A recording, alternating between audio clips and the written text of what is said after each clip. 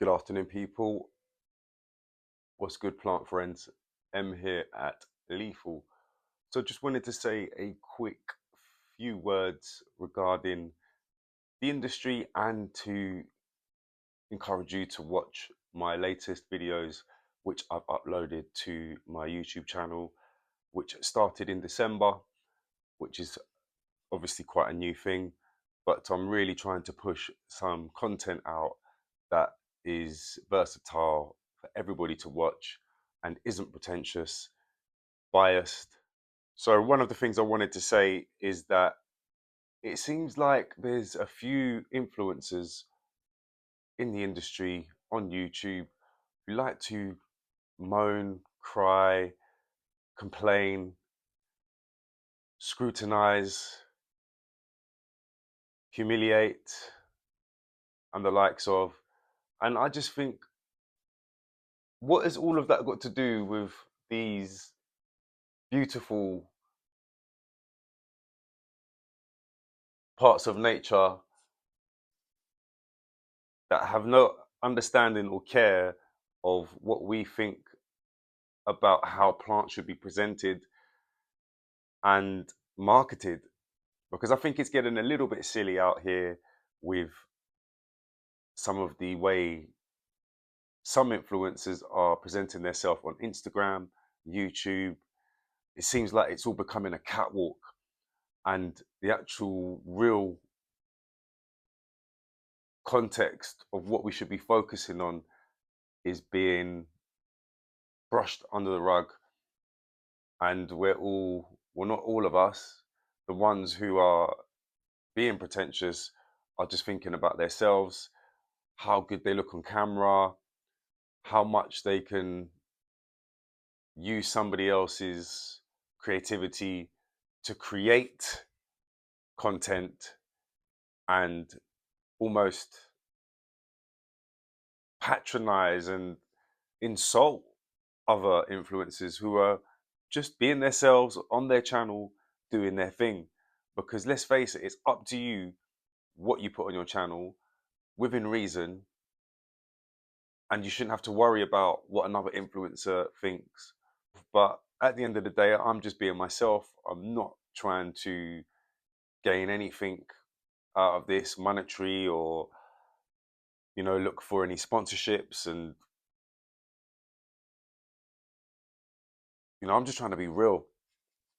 And I feel like a lot of influencers on YouTube and Instagram are not real, and they are looking at this plant thing forward slash industry forward slash movement, because some people are like almost creating movements and cults now, and we're almost, like I say, losing the real concept of what house plants and nature is about. So yeah, I just wanted to say, man, I think we should just keep it plants and focus on the plants, forget us. I show myself in videos, and obviously I am a part of a lot of the videos, but I am not at the forefront. And I feel like many other content creators are trying to push their self in front of the plants, whereas the plants should be the number one on the stage. The plant should be the number one star on the stage. The limelight should always be on the plants mainly. It's not about us. And that's all I wanted to say. And if you haven't already, please go over and watch my videos that I've uploaded this week, which is part of my garden centre expedition for the UK and beyond, because I do have a really interesting expedition lined up next month, which has happened as a last minute thing. I am in the process of planning it all now. The flights have been booked early this morning. That's all I'm going to say. And I'm really looking forward to this content that I'm going to be filming next month, which is not going to be here in the UK. So I also wanted to announce that. And I also wanted to thank everybody who has watched the videos, subscribed, hit the like button. And I wanted to say the watch time in terms of analytics is absolutely insane on the channel at the moment. But the only thing that I can't fathom is the fact that with so much watch time, which indicates there are many of you watching these videos, predominantly in the USA and Canada, funny enough. So big up the guys across the pond there over in the States. Not many of you are actually subscribing, considering how much watch time I have on the videos and views. So I'll pop in a quick snapshot of what the watch time is looking at for the last 28 days in comparison to the subscribers, which isn't a optimal conversion rate, if I'm honest. And it's not like I'm begging for subscribers, but obviously every channel starts somewhere, and there's channels out there with 100k plus subscribers within the plant industry doing really well. I'm not saying that I'm looking for 100,000 subscribers, but I just think, I'm making half decent content. I'm putting a lot of time in, a lot of effort into the editing, and I'm trying to make the content as factual as possible without focusing on me and keeping it all about the plants. So I just think that it would be nice to have a few more people actually subscribing, who are actually watching the videos. And I know it's really, really hard to remember when you're on autopilot, because I do it as well. I watch a lot of content and I forget to subscribe to the page, and I actually become disappointed in some cases where I actually want to go back to the page to view more content and then I can't remember. So if you're one of those people and you're watching this video, it might be a good idea to hit the subscribe now, or like, or any button you can press to help the algorithm. And I think I'll leave it there for now because I didn't really want to go off too far on this. And the reason why I keep looking to the left is because I do see a fungus gnat solely flying around my Homolamina willisii, also known as the camouflage plant.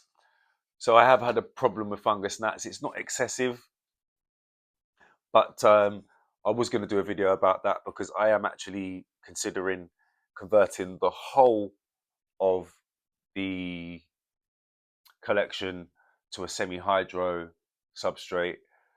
And it's because of the fact that I don't have an infestation of fungus gnats, but I do see the odd one every now and then, and they are absolutely irritating, especially when you're sat there trying to watch something or you're trying to eat and you hear that buzzing noise near your ear, or you see that quick, small black dot just dot across your eyes.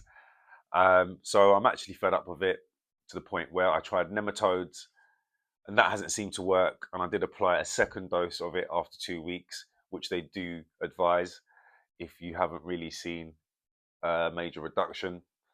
And I followed all of the instructions as per the booklet provided with the nematodes that were purchased, however, to no success.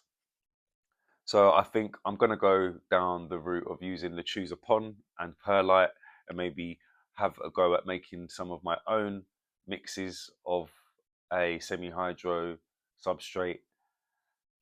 And I think it's going to be easier for my lifestyle as well, obviously with a lot of filming coming up and traveling, etc., work. And I also DJ because I've got a monthly radio show.